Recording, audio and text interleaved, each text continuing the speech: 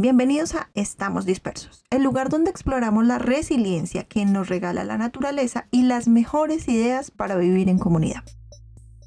Hoy hablaremos de algo que está en el corazón de la vida urbana, la movilidad. Hay un momento del día en que todos nos parecemos. Esa cena donde el reloj avanza y el carro no. Donde alguien revisa el celular por quinta vez, otro suspira frente al semáforo en rojo y alguien calcula mentalmente si todavía llega a tiempo.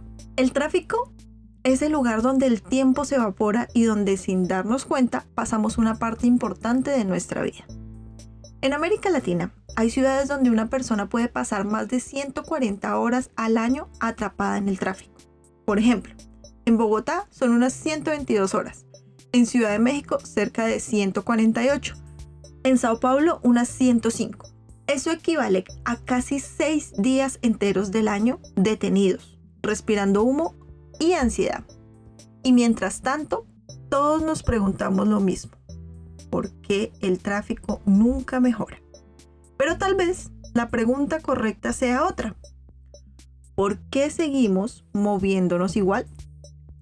Muchos de nosotros elegimos el auto por comodidad, nos parece más rápido, seguro, privado, nuestro.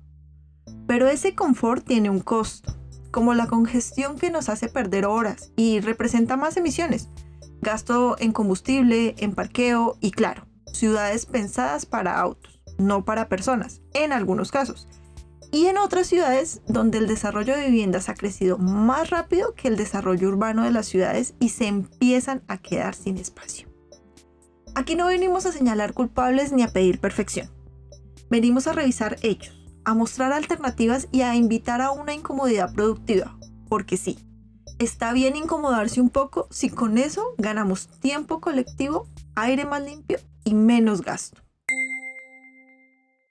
La movilidad sostenible no es solo una idea ambiental, es una decisión de eficiencia, de salud y de comunidad.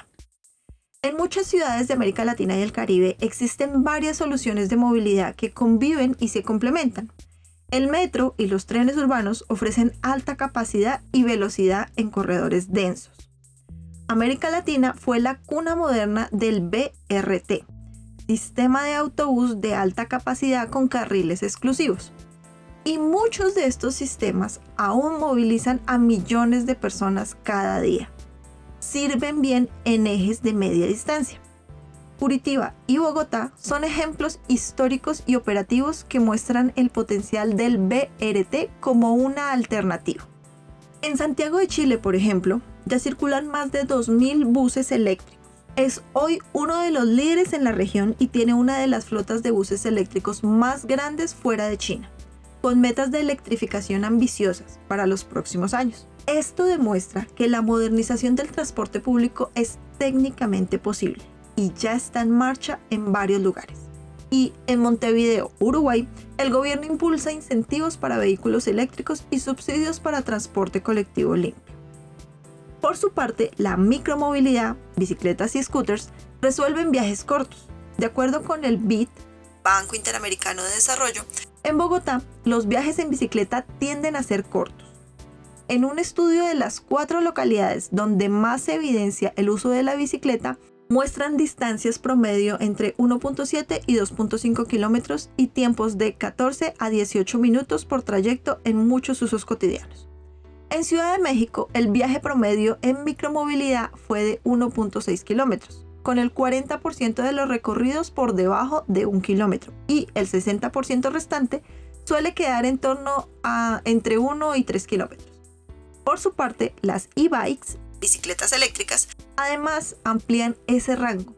En estudios pilotos han demostrado recorridos promedio de hasta 8 kilómetros, lo que las convierte en una alternativa real para sustituir viajes que antes se hacían en automóvil y el caminar sigue siendo la forma más eficiente en distancias muy cortas.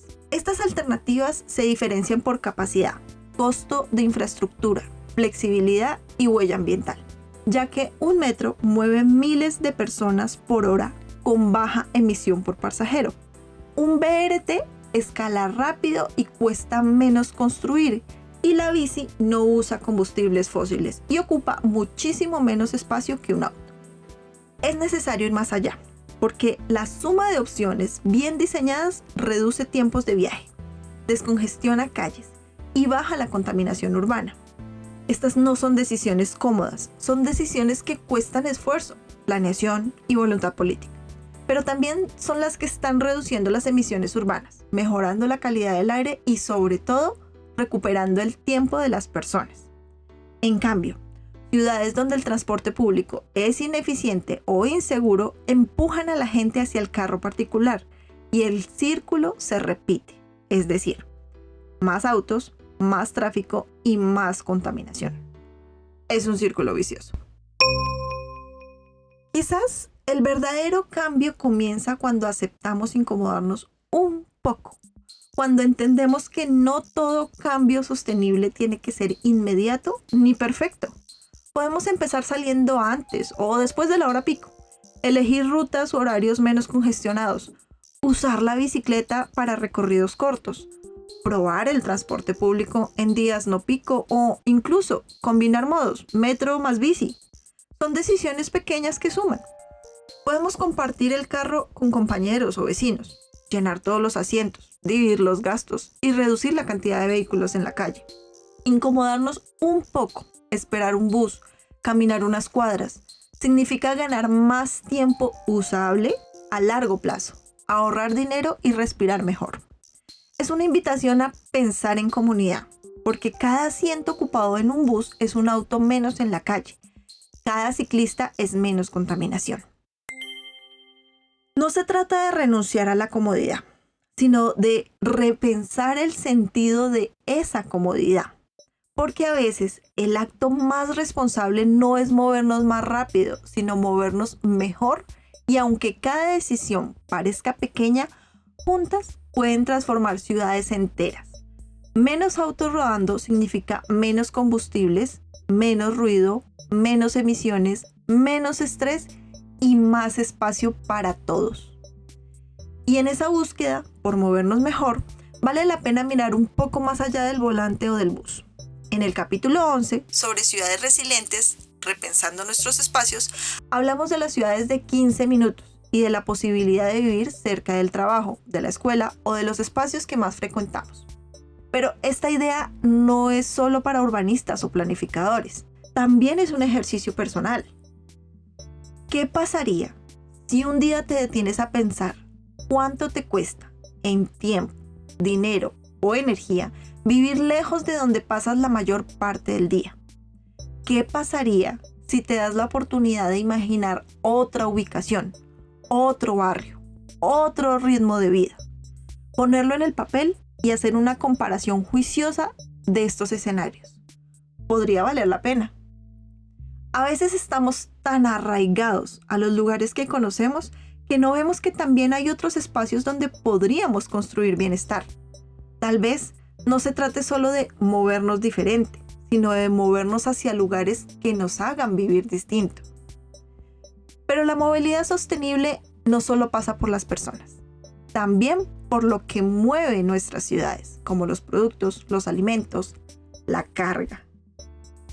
El transporte de carga representa hasta el 40% de las emisiones del sector transporte en América Latina y gran parte de esa flota sigue siendo antigua, ineficiente y contaminante. Algunos países ya están cambiando eso. El Ministerio de Transporte de Colombia ha puesto en marcha un programa para modernizar el parque automotor de carga. Se plantea renovar aproximadamente el 47% de los vehículos de carga con más de 20 años de antigüedad en un periodo de 5 años. También se habilitó una línea de crédito para transportistas de carga pesada que les permite acceder a financiamiento para cambiar sus unidades por modelos más eficientes. Este tipo de renovación tiene dos efectos clave. Por un lado, reduce los costos operativos como el combustible y el mantenimiento, y por otro lado, reduce emisiones al actualizar tecnología vieja. Chile está apostando por camiones eléctricos y de hidrógeno verde en su corredor logístico. El sector de transporte de carga ya está probando tecnologías de bajo o cero emisiones. Recientemente se certificó el primer camión pesado impulsado por hidrógeno. En celdas de combustible, el hidrógeno almacenado en tanques se combina con el oxígeno del aire generando electricidad que mueve motores eléctricos. Como parte del programa tecnológico HydroHaul, con sus 75 kilos de hidrógeno a bordo, este camión puede avanzar unos 750 kilómetros antes de necesitar recarga y transportar hasta 49 toneladas, igual que los modelos diésel más potentes, pero lo hace sin dejar rastro de emisiones en el camino. Además, se está instalando la primera hidrolinera, que es una estación de recarga de hidrógeno para camiones de alto tonelaje, con una autonomía de hasta 750 kilómetros, que puede suministrar hidrógeno verde generado con energías limpias, gracias a su abundancia de energía solar en el norte y eólica en el sur. El país ha sido catalogado por IRENA, Agencia Internacional de Energías Renovables, como uno de los territorios con mayor potencial del mundo para producir hidrógeno verde a bajo costo. El Plan Nacional de Hidrógeno Verde, establecido en 2020, busca que para 2030 Chile sea uno de los 3 principales exportadores de este combustible limpio. Aunque aún el volumen de camiones eléctricos hidrógeno es bajo, esto demuestra un camino claro hacia el transporte de carga más limpio, lo cual puede significar ahorros de combustible y mantenimiento. Por ejemplo, se estima un ahorro aproximado del 25% de combustible si se reemplaza diésel por hidrógeno. México impulsa la logística inteligente, reorganizando rutas y cargas para reducir kilómetros recorridos en vacío. Más allá del cambio de vehículo, se está apostando por la eficiencia del sistema, lo que implica plataformas de inteligencia logística que han reportado mediante optimización de rutas y carga. Se evitó en 2022 el consumo de más de 18.000 litros de combustible, lo cual se tradujo en aproximadamente 31.000 toneladas de dióxido de carbono no emitidas en ese ejercicio. También se señala que hasta el 80% de los viajes de camiones en México regresan vacíos, es decir, sin carga, lo cual es un enorme desperdicio de recursos. Estos datos muestran que mejorar la ocupación, evitar viajes innecesarios y usar tecnología para optimizar rutas puede tener un impacto real en costos y emisiones. La eficiencia no es solo una cuestión ambiental, significa menores costos, más competitividad y mejor calidad de vida para quienes trabajan en la carretera. Y mientras renovamos camiones y optimizamos rutas, también vale la pena mirar un poco más hacia los rieles. Según un informe del World Bank Group en América Latina, el tren de carga mueve una fracción de lo que podrían los camiones y Brasil es líder con cerca del 70% del transporte de carga ferroviario y en México más del 20%. Si pudiéramos trasladar una parte significativa de la carga pesada de la carretera al ferrocarril, el potencial de ahorro en combustible, emisiones y congestión sería enorme. En América Latina, menos del 10% del transporte de carga circula por tren, mientras que más del 85% depende de los camiones. Esto no solo incrementa los costos logísticos y el desgaste vial, sino también las emisiones asociadas al transporte. Replantear este modelo no es sencillo. Implica inversión, renovación de vías, estaciones y sobre todo una integración multimodal que combine el ferrocarril con el transporte por carretera para lograr mayor eficiencia. Estudios europeos muestran que el transporte combinado, tren más camión, puede reducir entre un 60 y un 90% las emisiones de dióxido de carbono respecto al uso exclusivo de camiones. En una región donde muchas rutas férreas han sido abandonadas y el camión domina por tradición, retomar la red ferroviaria no solo sería una apuesta ambiental, sino también una estrategia inteligente para disminuir costos y tiempos de transporte a gran escala. Entonces, renovamos camiones en Colombia, probamos hidrógeno en Chile, optimizamos rutas en México y también abrimos la mirada al tren de carga. porque la movilidad sostenible de la mercancía también es parte de esta historia.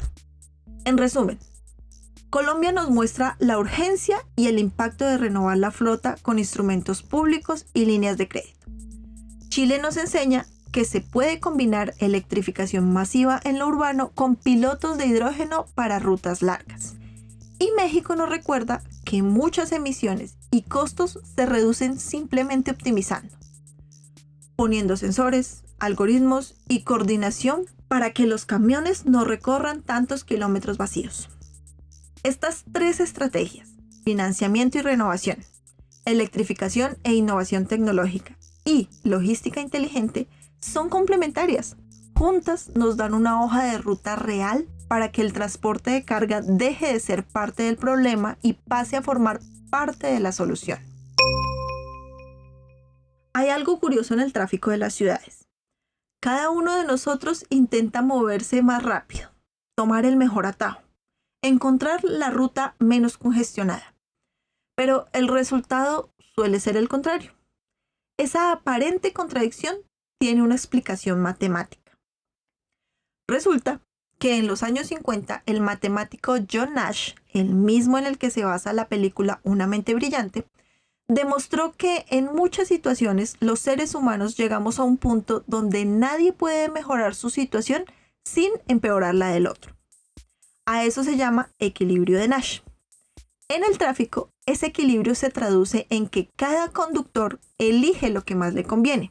Evidentemente, la ruta más corta, el horario más rápido, pero cuando todos lo hacemos al mismo tiempo, la red completa se congestiona. Es decir, estamos en equilibrio, pero no en el mejor equilibrio posible. Este fenómeno lo formalizó después el ingeniero británico John Wardrop, aplicando la teoría de Nash a la movilidad. Él descubrió que en una red vial, cuando cada conductor busca su propio beneficio, el tiempo de viaje se iguala en todas las rutas y cambiarse de camino ya no mejora nada. Pero eso no significa que el sistema funcione bien.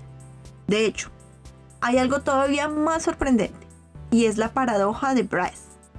Este efecto, comprobado en simulaciones y ciudades reales, demuestra que añadir una nueva vía o un atajo puede empeorar el tráfico general. Suena absurdo, pero ocurre porque cuando se abre una ruta extra, los conductores se redistribuyen buscando ventajas individuales y el nuevo equilibrio resultante puede ser más lento para todos. En Seúl, por ejemplo, cuando se eliminó una autopista urbana en 2003 para recuperar el cauce del río Cheonggyecheon, el tráfico no colapsó, mejoró. Al reducir la oferta de vías, el sistema se reequilibró porque más personas optaron por transporte público y se redistribuyeron las rutas. Todo esto nos enseña algo más profundo. El tráfico no siempre mejora con más calles, sino con mejor coordinación, más conciencia y decisiones colectivas. Cuando entendemos que la movilidad no es una competencia, sino un juego de cooperación, los resultados cambian porque si cada uno piensa solo en avanzar, el sistema se atasca. Pero si pensamos juntos, el movimiento fluye. Ahora veamos, si la solución no es más asfalto, sino más inteligencia a la hora de movilizarnos. Más calles no siempre significa menos tráfico. Entonces, ¿qué sí puede marcar la diferencia? Una respuesta está justo en las esquinas, en los semáforos.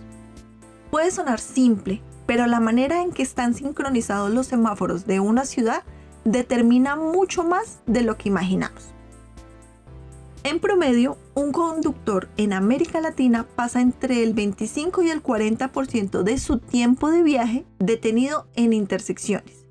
Y cada arranque desde cero implica más consumo de combustible, más emisiones y más estrés.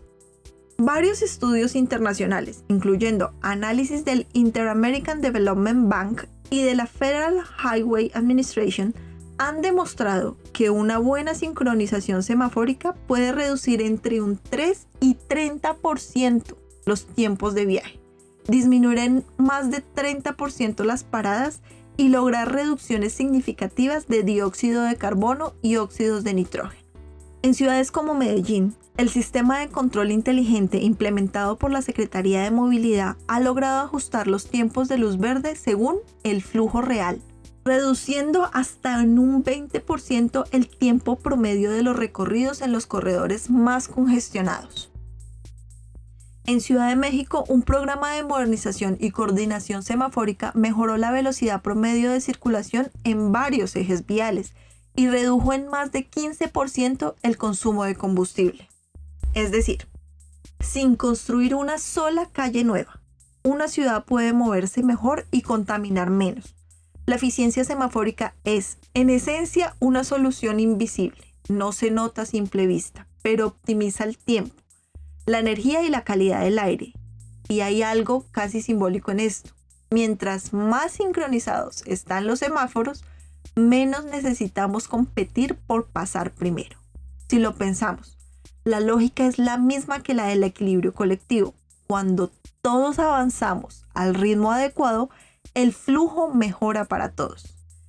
Quizás la movilidad sostenible empiece por ahí, por dejar de pensar en quién tiene la luz verde primero y empezar a sincronizarnos como comunidad.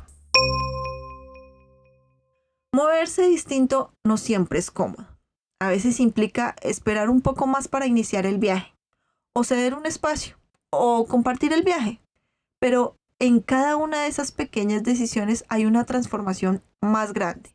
Porque movernos distinto también es pensar distinto. Es recordar que el aire que respiramos, el ruido que escuchamos y el tiempo que perdemos o ganamos nos pertenece a todos.